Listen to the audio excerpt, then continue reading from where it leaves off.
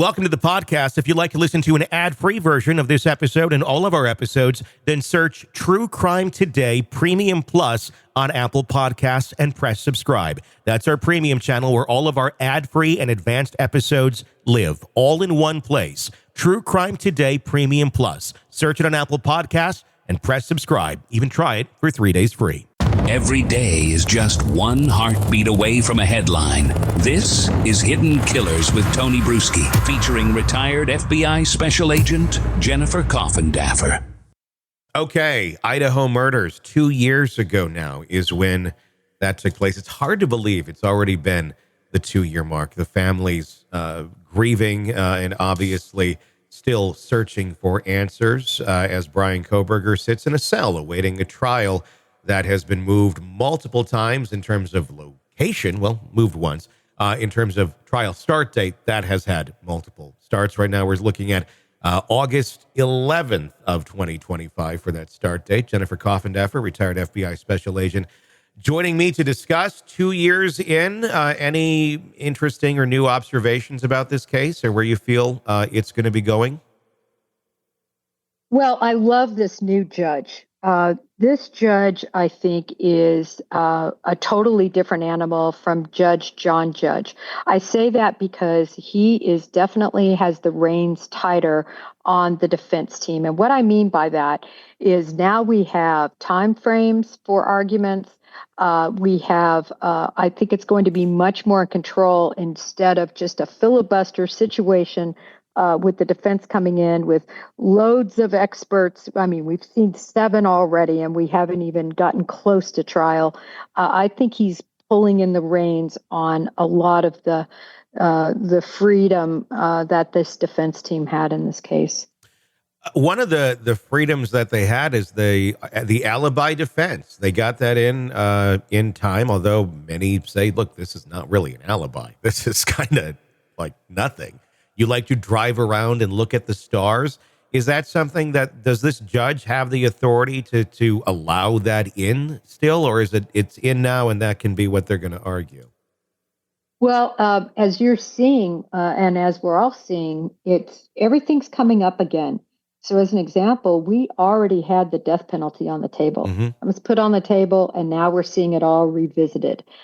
Whether he can wear street clothes, suits and trim his eyebrows and gloss in his hair, all of that has been revisited. And this judge has said, yes, he can during his hearings. But by the way, sorry, I'm going to digress.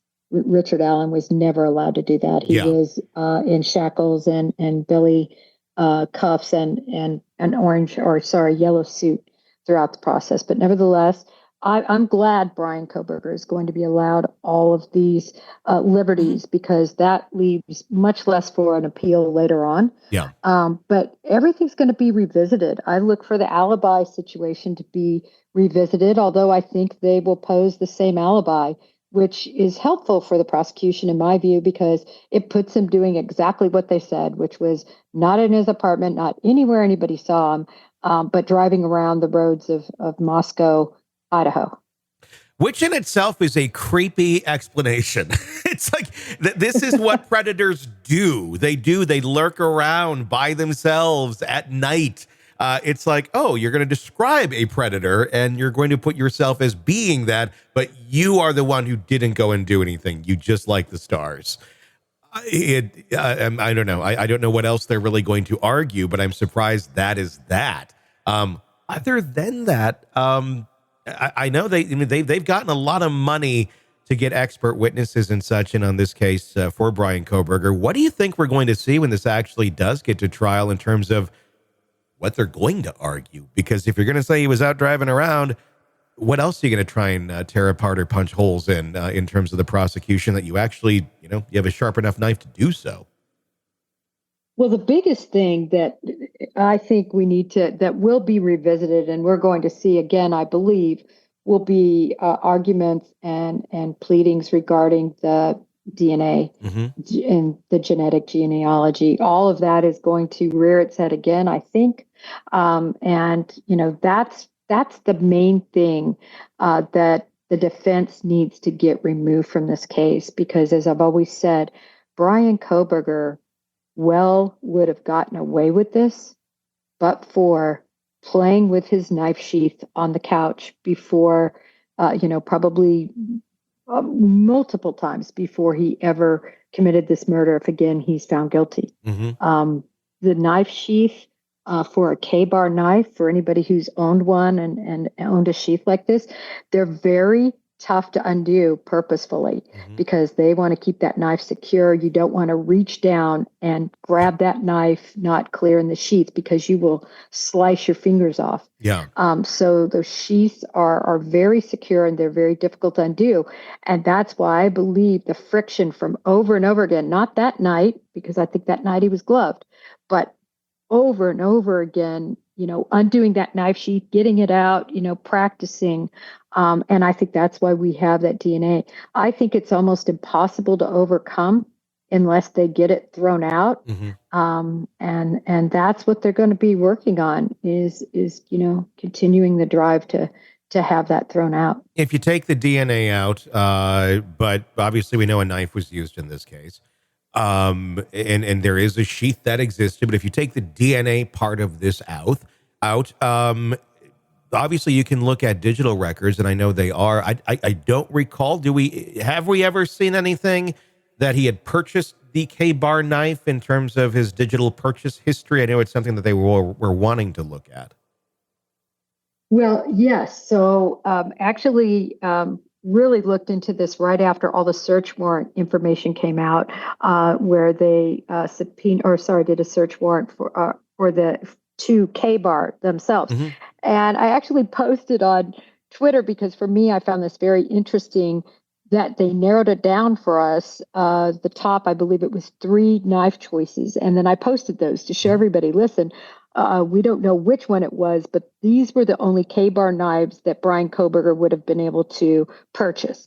And I posted those 3 because they have so many knives.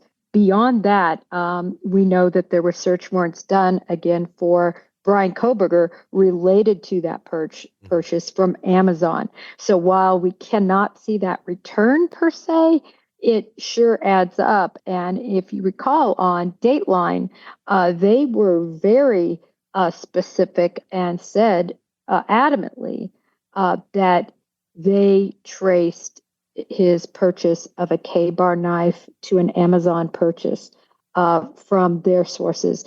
Now, Dateline is pretty on top of it. I've actually never known Dateline not to be accurate. They vet everything so closely.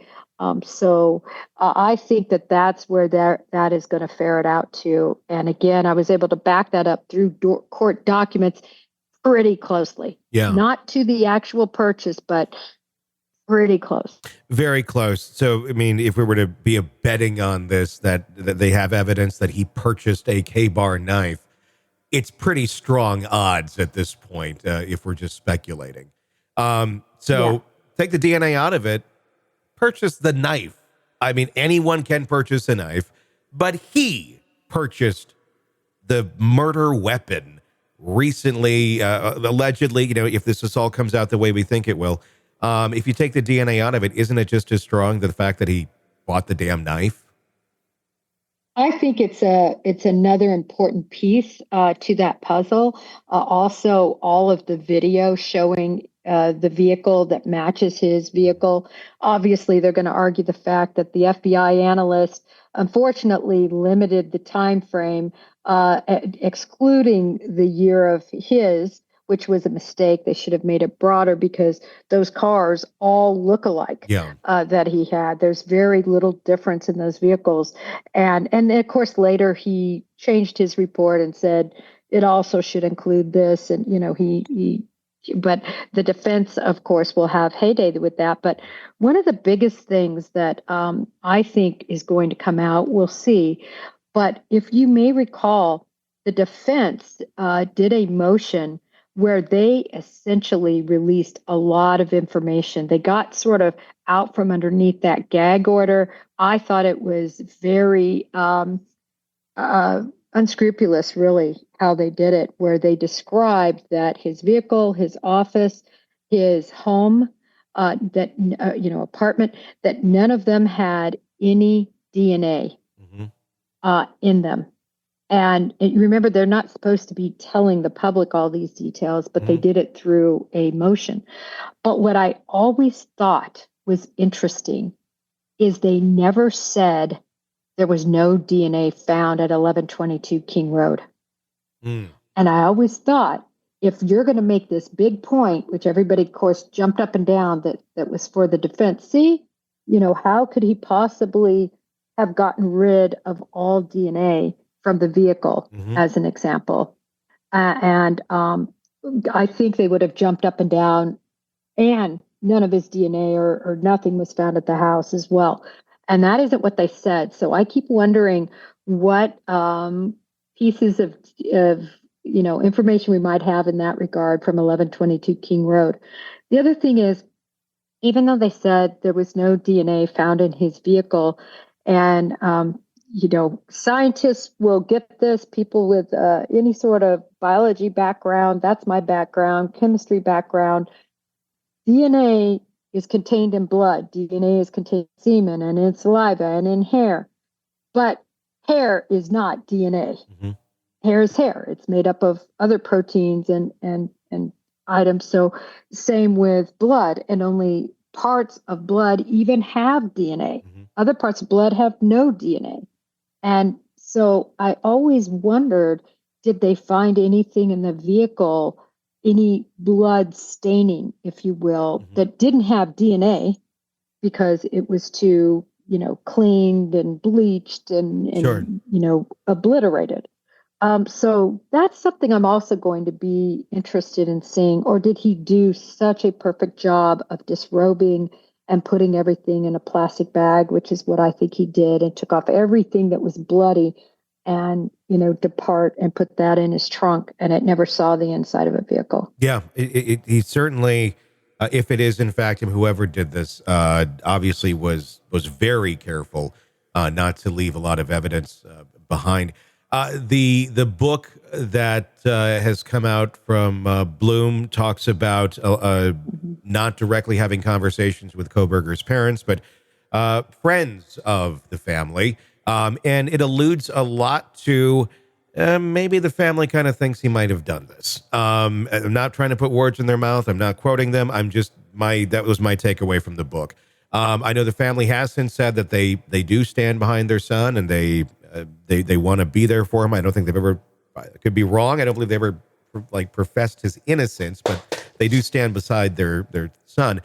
Do you think we're going to see any witnesses come forward to talk about the relationship there, to talk about, I had a conversation, his dad came to me, I'm just speculating here, and he kind of told me this or that. Are we going to see anything like that come through of just people in his closer circle that may have some suspicions of him possibly being the killer? I think maybe the sister will be called. There were issues with the sister from early on, even a theft that occurred, and certainly details regarding, I think, their concern with Bryan Kohberger and this related to this crime. Remember also, and this is a very important piece of information, that the parents were both subpoenaed under grand jury subpoena to testify regarding a missing woman. And I think the only reason that is very relevant is they fought not to have to testify regarding their son. I think most people, if you knew your son wasn't involved in another murder, this one was on the East Coast, they were just doing a full grand jury investigation, you would want to be there to say, listen, there's no way he was there. He had an alibi. We can give him an alibi. I always thought it was interesting that they fought that. They hired attorneys not to testify. And then it's also very interesting that could be shared to Idaho. So I think it'll be interesting as to what was said, because how much investigation was done by that grand jury into the thought process of Bryan Kohberger's parents at that time. So there's a lot of intricacies in this case. This trial is going to be amazing in terms of understanding everything that happened that night and after that night in the morning if we ever get to trial, Tony. It really is. You've predicted, you've been accurate on this one thus far. When it first happened, I think you said 2 or 3 years out till this trial actually starts. We're going to be at the 3-year mark when it does, if we stick to the date. Are you still sticking with your prediction of 3 years out, or do you think this could go even further? I think it'll go further now because of the change of venue. Okay. When that change of venue occurred, everything started over, as we're seeing again. So hearings that have already been had are being rehat. And, even the death penalty situation, not only were there briefs submitted to this judge, but also oral arguments. And so now the judge and his clerks have to take, a lot of time, and they're going to write a very extensive decision. Yeah. And all of this is just taking so much time. And, we're not even leapfrog to the next stage yet. Yeah. So it's going to be a while, Tony. So much. Jennifer Coffindaffer, retired FBI special agent. As always, thanks for your insights on this horrible case. Thank you, Tony. All right, we'll wrap up right there. Welcome to the podcast. If you'd like to listen to an ad-free version of this episode and all of our episodes, then search True Crime Today Premium Plus on Apple Podcasts and press subscribe. That's our premium channel where all of our ad-free and advanced episodes live, all in one place. True Crime Today Premium Plus. Search it on Apple Podcasts and press subscribe. Even try it for 3 days free. You're in the thick of a true crime saga, every detail sinking in, and then, wham, a commercial about something you couldn't care less about.